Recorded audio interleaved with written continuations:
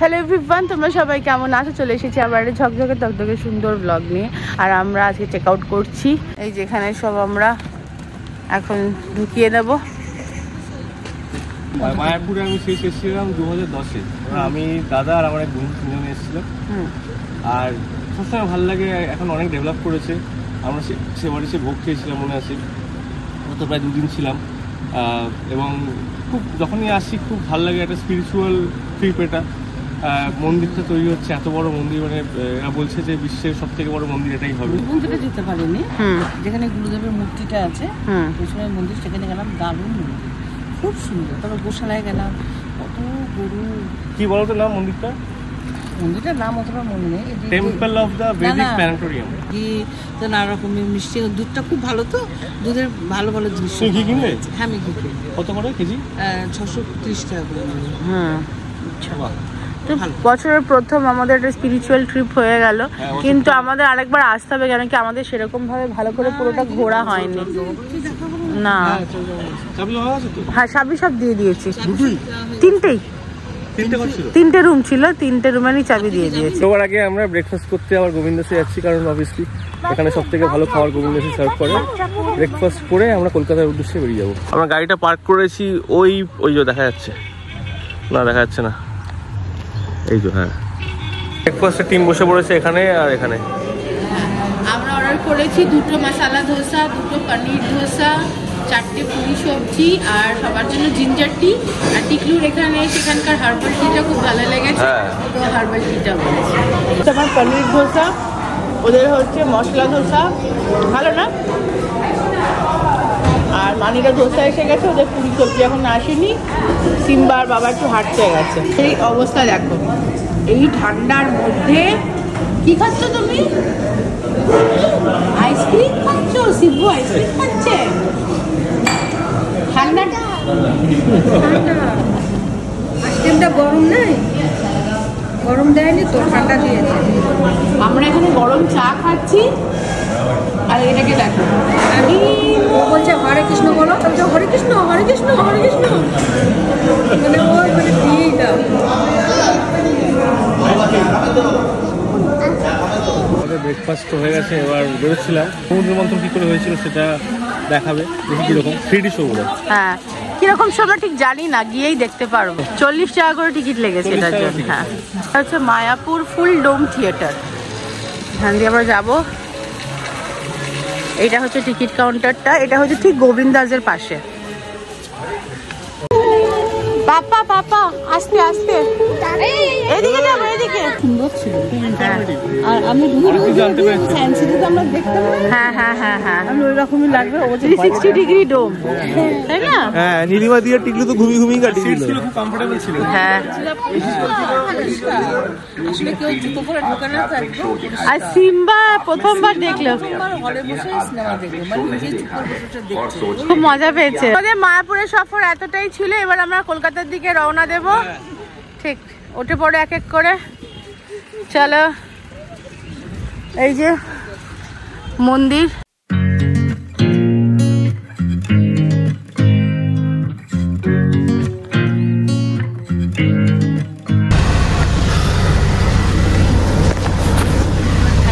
আমরা এখন এই রানাঘাটে ঢুকলাম। এই জায়গাটাতেই ম্যাক্সিমাম ট্রাফিকটা রয়েছে, তার কারণ কনস্ট্রাকশনের কাজ চলছে।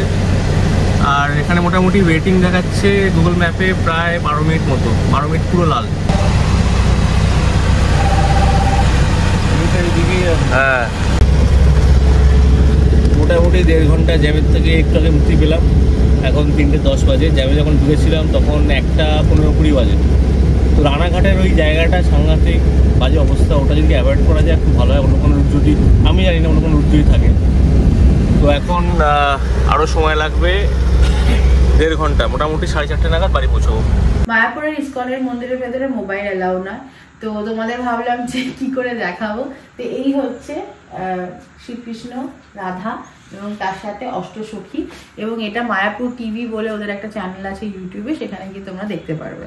তো আমরা বাড়ি চলে এসেছি এবং রাস্তা এত বেশি খারাপ ছিল বলার কোনো জায়গা নেই, ভীষণ খারাপ ছিল। যেটা ধরো 2 ঘন্টায় পৌঁছে যেতাম সেটা আমরা মোটামুটি 5 ঘন্টা লেগেছে পৌঁছাতে। এবং রাস্তা আন্ডার কনস্ট্রাকশন, তার উপরে তোমার রেলগেট, জ্যাম, সব মিলিয়ে ভীষণ টায়ারিং ছিল। যে মায়াপুরে যখন আমি এই মন্দিরের ভেতরে যখন আমি যাচ্ছিলাম সেখানে একটা সিকিউরিটি চেক হয়, তো ওখানে ফোন নিয়ে যাওয়া মানা, ফোন, ক্যামেরা, যে সমস্ত। পার্স নিয়ে যেতে পারো, ছোট পার্স বা কিছু, এবং টাকা অবভিয়াসলি নিয়ে যেতে পারো। অ্যান্ড চুল খুলে ওখানে যাওয়া যায় না।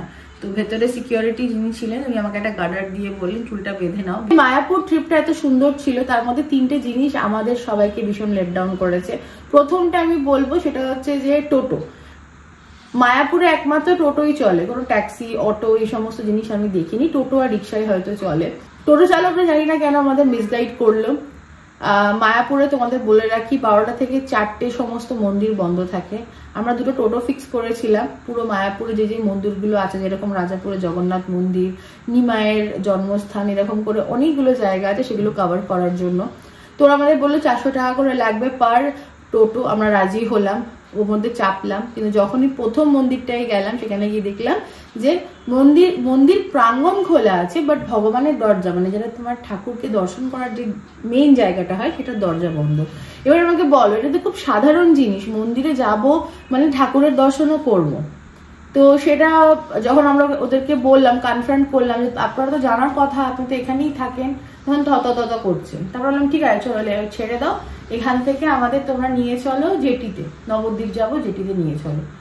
তো ওখানে নিয়ে গেল। নিয়ে যাওয়ার পর এক প্রকার গায়ের জোরে ওরা মানে টাকা পয়সা নিয়ে ঝামেলা করা শুরু করলো। 400 টাকা ঠিক হয়েছে, তো তোমার 300 টাকা দিতে হবে। তাহলে তোমার তো 1 ঘন্টা ঘোরানোর কথা ছিল, 7-8টা মন্দির দেখানোর কথা ছিল। সেখানে আমরা মায়াপুর মন্দির থেকে বেরিয়ে আমরা নিমায়ের মন্দির গেছি, সেখান থেকে জেটিতে এসেছি। তো সেখানে কত টাকা দেওয়া উচিত? তারপরে যাই হোক, আমি লাস্টে ওদেরকে দুজনকে, 2টো টোটো ছিল, তো দুজনের 300, 600 চাইছিল। তো আমি লাস্টে ওদেরকে টাকাটা দিয়ে দিলাম। ঝামেলা বাড়িয়ে লাভ নেই, আমাদের কিন্তু ভালো লাগছিল না, মানে পুরো ব্যাপারটা না, আমরা ওদের ভীষণ মানে কি একটা জায়গায় ঘুরতে গেলে আনন্দ নিয়ে মানুষ ঘুরতে যায়, তো এরকম স্ক্যাম হতে থাকলে ভীষণ বিরক্ত লাগে। সেকেন্ড জিনিস আমি যেটা নিয়ে বলবো সেটা হচ্ছে খাওয়া দাওয়া। মায়াপুর ইস্কনের ভেতরে ভীষণ সস্তায় খাবার পাওয়া যায়, ভীষণ ইকোনমিক্যাল। 30 টাকায় চাউমিন, 50 টাকায় পাও ভাজি। তো কিন্তু সমস্যা হচ্ছে কোয়ালিটিটা একদমই ভালো না। কিছু খাবার প্রিকুক থাকে, সকালবেলা মনে করো চাউমিনটা করেছে, রেখে দিয়েছে কাউন্টারে, ওটাকে বার করে মাইক্রোওয়েভ করে দিয়ে দিচ্ছে। যখন তোমরা পাত্রটা শুকিয়ে গেছে, শুকনো হয়ে গেছে এবং কাট হয়ে গেছে। তো এই বিষয়ে আমি বলবো যে দামটা আরেকটু বাড়িয়ে যদি আমাদের কোয়ালিটিটা ভালো দেওয়া হয় তাহলে বেটার হয়। আর মহাপ্রসাদের ব্যাপারে আমি কিছু বলবো না, তার কারণ হচ্ছে মহাপ্রসাদ খুবই সস্তায় দেয়, 50 টাকার আছে, 40 টাকার আছে, এবং সেখানে ভাত, ডাল, সবজি, তরকারি, মানে প্রচুর মানুষ ওখানে খায়। তো ওখানে টেস্ট ক্যানট গো রং, কেন কি ওখানে গরম গরম রান্না হচ্ছে আর দিচ্ছে। থার্ড জিনিস, যেটা সবচেয়ে ইম্পর্টেন্ট জিনিস, যেটা নিয়ে আমি কথা বলতে চাই, সেটা হচ্ছে যে ওইখানে মায়াপুর ইস্কনের ভেতরে যারা কাজ করে, যারা স্টাফ, তারা সবাই হচ্ছে ডিভোটি এবং তারা সবাই হচ্ছে কৃষ্ণের ফলোয়ার। তো এবার কৃষ্ণর থেকে বেশি পোলাইট পৃথিবীতে কেউ ছিল বলে আমি জানি না, এবং ওনার থেকে বেশি ধৈর্য কারোর মধ্যে ছিল বলে আমি জানি না। মানে উনি বোধহয় শিশুপালকে বোধহয় 100 বার চান্স দিয়েছিল না।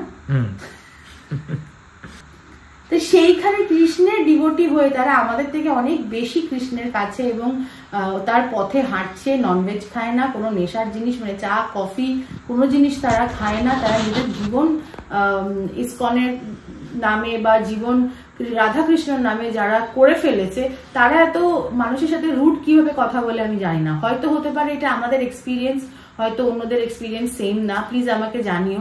কিন্তু আমরা যতক্ষণ ছিলাম, যত ওখানে স্টাফ ছিল, সবাই খুব বিরক্ত আনসার করতে। যেমন 2টো ঘটনা আমি বলবো। একটা তো হচ্ছে যে যেদিনকে আমরা ফেরত চলে আসবো সেদিনকে মানি গেছিল পুজোর লাইনে, এবং সেখানে যিনি কাউন্টারে বসেছিলেন সেই ভদ্রলোক ফোনে তার পার্সোনাল কলে কথা বলছিলেন। তো মানি বলেছে যে আমাকে একটু তাড়াতাড়ি টিকিটটা করে দিন, বিকজ আমার গাড়ি ছেড়ে দেবে। তোমরা জানো আমরা ভাড়া গাড়ি করে গেছিলাম, তার একটা টাইম ছিল। তো তাতে মানিকে শুনতে হয়েছে যে কার গাড়ি দেরি হয়ে যাবে। মানি বলেছে আমার। বলছে আপনাকে পুজো দিতে হবে না, জানতো এখান থেকে। আচ্ছা, নেক্সট হচ্ছে আমরা যেই ভবনে ছিলাম, ঈশোদায়ন ভবনে, তার নিচে যেখানে আমরা খাওয়া দাওয়া করছিলাম মহাপ্রসাদ, সেখানে যেদিনকে আমরা চেক আউট করবো সেদিনকে সকালবেলা ওখানে একটা বুফে ব্রেকফাস্ট চলছিল, যার মধ্যে সাউথ ইন্ডিয়ান ডেলিকেসিস ছিল। তো মেশোমণি ওদেরকে জিজ্ঞাসা করছিল যে এখানে কি ট্যারিফ আছে, তাহলে আমাদের ফ্যামিলিও এটা নেবে। তো তারপরে মানে ওরা মেশোমণিকে ভীষণ রুডলি অ্যান্সার দেয় যে এটা পসিবল নয়, এটা অলরেডি প্রি প্ল্যান্ড। তো এই জিনিসটা হয়তো আমি বলতাম না, বাট এই যে ট্রিপটা আমরা করেছি সেটা মেশোমণির বার্থডে ট্রিপ ছিল। তো মেশোমণিকে এটা আমারই প্ল্যান ছিল, আমরা মায়াপুর যাব, একটা স্পিরিচুয়াল একটা পজিটিভ স্টার্ট করব বছরে। তো তার জন্য আমরা মায়াপুরে গেছিলাম, এবং যেহেতু এরকম ঘটনা মেশোমণির সাথে হয়েছে, আমার মনে হয় খুব খারাপ লেগেছে। কেন কি মেশোমণি কি বলবো, আমার বাবা তুললো, আমার বাবাই তো, এরকম যদি কেউ বাবা মায়ের সাথে কথা বলে তো জিনিসটা খুব খারাপ লাগে। আচ্ছা, আর একটা জিনিস তোমাদের জানিয়ে দিই, বাইরে যখন তোমার টোটো ইউজ করবে তখন ভালো করে এক এক রেট, টাইম, কোথায় কোথায় যাবে সব জেনে তারপরে তোমরা সেখানে উঠবে। আর ভেতরের জন্য মানে ক্যাম্পাস, মায়াপুর ক্যাম্পাসের ভেতরে দেখবে অরেঞ্জ কালারের টোটো পাওয়া যায়, মানে রেড চার্ট, সেই রেড চার্ট দেখে তোমরা ট্রাভেল করবে। যেমন গোশালা যেতে ধরো 10 টাকা 15 টাকা, যেটা একটা মেনটেন্ড একটা কিছু। তো এইগুলো আমাদের এক্সপিরিয়েন্স ছিল, সেটা তোমাদের সাথে শেয়ার করলে। চলো আজকের মতন ভিডিওটা এতটাই রাখছি। যদি কিছু বেশি বলে ফেলেছি আমাকে ক্ষমা করো, তোমরা জানো আমি ছোট, কিন্তু কিছু জিনিস আমাকে অ্যাড্রেস করতে হতো। আমার যেটা মনে হয়েছে সেটা তোমাদের সাথে আমি শেয়ার করেছি।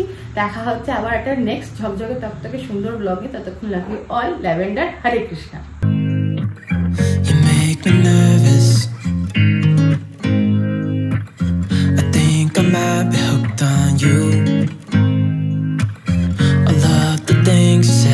Said to me, it seems like you like me too.